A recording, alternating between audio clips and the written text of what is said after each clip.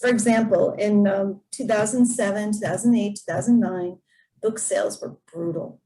And things that happened in people's careers were brutal. People lost agents, they lost deals, numbers of books sold was very bad, right?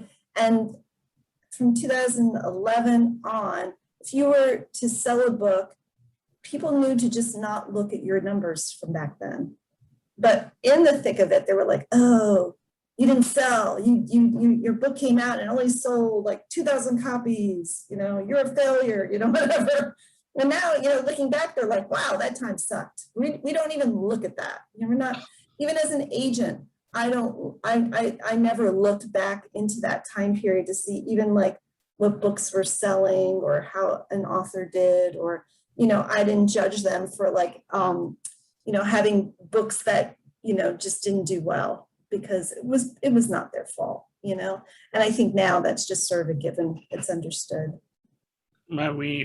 Are we maybe in another period that might be similar with having been in a pandemic for so many of these launches that I know some have done really extraordinary work. Everyone that's come on this show has experienced that middle grade ninja boost. They're doing great.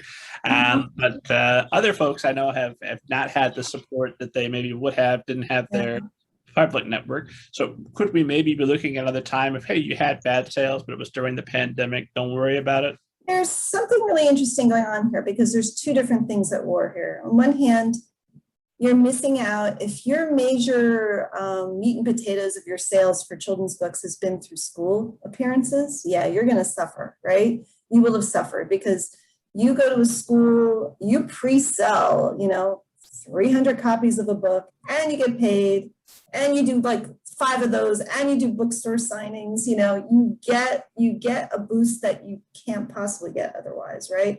That's one side of it. The other side of it is people are reading like nothing before. With the pandemic, book sales are up.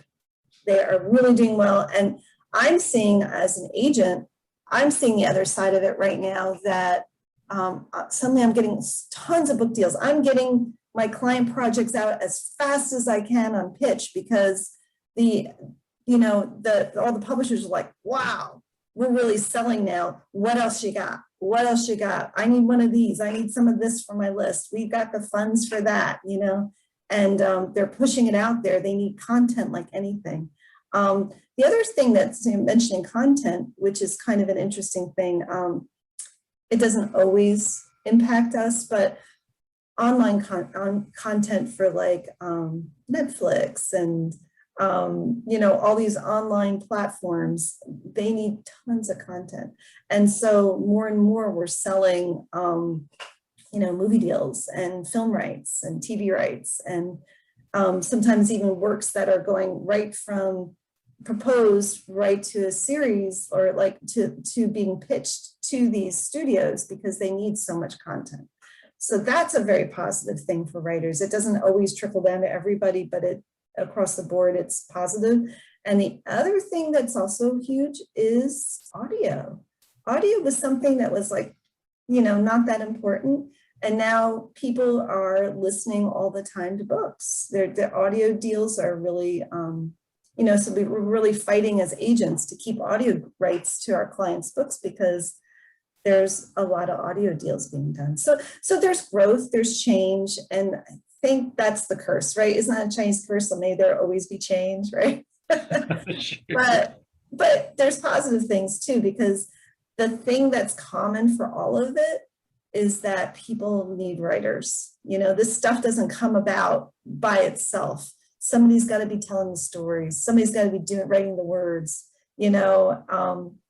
They need it. It's needed, that, and we need stories and all that.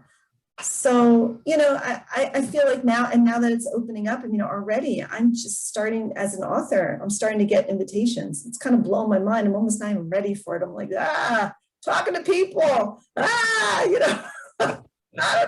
I'm like, yes, maybe, I don't know. I just got one. It's like, 2 sessions, at least 100 kids each. I'm like, okay, maybe, but, so, all these things, they haven't gone away. The indie bookstores have hung in pretty well, and because people are buying books, and hopefully you're buying books through your local bookstore, supporting them. But I think we're gonna have to wait and see. It's not a recession, right? It's a weird time. You know, it's like a pause. So, Well, do you yeah. have any, and this is an unbelievably unfair question, so I acknowledge that up front. The pressure's Okay. off. Okay. But do you have any predictions about how publishing, I'm sure publishing has changed, certainly in the way that people are working. We were talking about you used to Yeah. look forward to going into the office. Mhm. Now you're not doing that as much. What changes can you foresee occurring, knowing that nobody knows the future and that things Yeah. will change further? Well, you know, that is a good question. I know, I mean, just in general, I can see graphic novels are really taking off. It's something that, and that I don't think that's a secret. I think most people know that, but you know, they're selling like crazy to libraries and schools for the kid level, and they're also getting very young. Some publishers are looking for, you know, like early graphic novels, you know, very you know, we used to think about them like manga and like, you know, adult things and angsty and all other stuff, but they're all over the place. And there's nonfiction graphic novels. So that is a really like a very much a growing market. And there's a bunch of imprints, of course, that do graphic novels, but more and more just any old agent any old editor is like, I want to do graphic novels too, and all sorts of different imprints across publishing. So that is kind of a new boom. Trying to think what else would be. We talked about audio rights. We talked about content. You know, there's some things that are still a struggle. Chapter books are still tough, and even though kids love them, the problem is you need several of them, and they're so skinny. You know, so even on a bookshelf in a bookstore, there's like, you can't even see them, you know, like there's like these little tiny, so publishers have trouble, you know, selling them. But, you know, if you have a really good hook, you know, they still do well. You know, I've represented a few of Debbie Davies' Mermaid Tales ones. They're always doing good. I'm trying to think what else across the spectrum. I mean, I think one of the biggest changes and one of the most positive changes are related to diversity in books and seeing your kids represented in all different kinds of, you know, backgrounds and things like that. That is amazing.